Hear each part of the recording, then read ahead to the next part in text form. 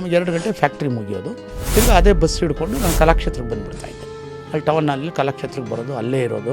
ಯಾವ್ದಾದ್ರು ಸಮಾರಂಭಗಳು ದಿನ ಅಲ್ಲಿದ್ದೇ ಇರುತ್ತಲ್ಲ, ಟೌನ್ನಲ್ಲಿರೋದು ಕಲಾಕ್ಷೇತ್ರದಲ್ಲಿ ಇರೋದು.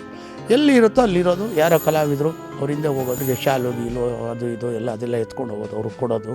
ಹಂಗಾಗಿ ಒಬ್ಬೊಬ್ಬರನ್ನ ಹಂಗೆ ನಾನು ಪರಿಚಯನ ಬೆಳೆಸ್ಕೊಂಡೆ.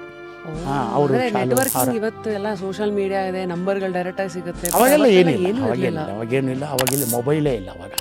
ನಾವು ಮಾಡೋಗೆಲ್ಲ ತಿರುಗಿಸೋ ಫೋನೇ, ಯಾವುದೋ ಬ್ಲ್ಯಾಕ್ ಫೋನ್, ಲ್ಯಾಂಡ್ಲೈನ್ ನಂಬರು. ಅವರು ಕೊಡೋರು ಬಿಡೋರು. ಆದರೆ ನಾವು ನಮ್ಮ ಯಜಮಾನ್ರು ಹೇಳಿ ಫಸ್ಟು ನೀನು ಏನು ಸೇವೆ ಮಾಡ್ತೀಯ ಫಸ್ಟ್ ನೋಡು, ನಿನ್ನ ಸೇವೆ ಚೆನ್ನಾಗಿತ್ತು ಅಂದರೆ ಆಮೇಲೆ ಅವರೇ ಕರೀತಾರೆ. ಅವ್ರು ಹೇಳಿದ್ದೇ ಅದು. ಇಡೀ ಚಿತ್ರರಂಗದಲ್ಲಿ ಅವರು ಒಬ್ಬ ಕಾಫಿ ಕೊಡೋ ಹುಡುಗ ಆಗಲಿ ಅಥವಾ ಒಬ್ಬರು ಪ್ರೊಡ್ಯೂಸರ್ ಆಗಲಿ ಎಲ್ಲರೂ ಒಂದೇ ರೀತಿಲಿ ನೋಡು.